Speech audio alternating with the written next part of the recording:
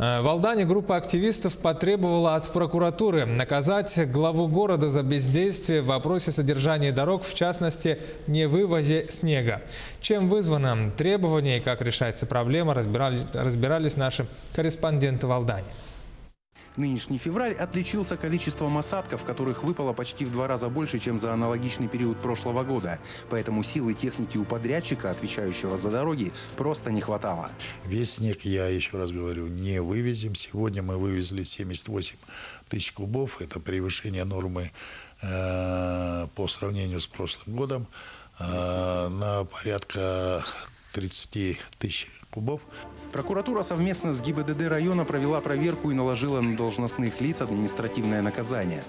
По результатам проверки в адрес главы МЭО город Алдан внесено представление об устранении нарушений законодательства о безопасности дорожного движения.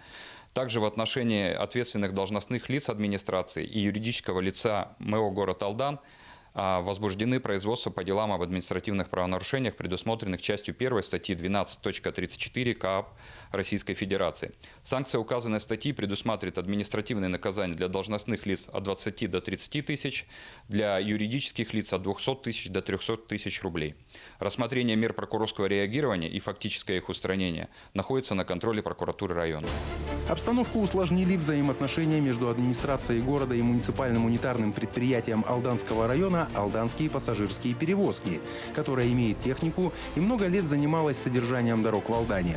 В этом году АПП на торги не выставилась, мотивируя свой отказ низкой тарифной ставкой. 22 миллиона 170 тысяч разыгранный контракт. Идут процедура подписания.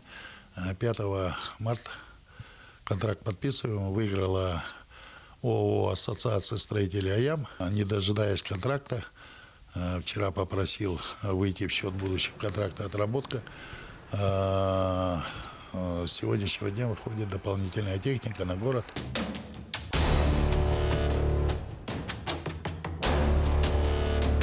Руслан Павлов, Сергей Шипачев, Александр Лукин, Алдан.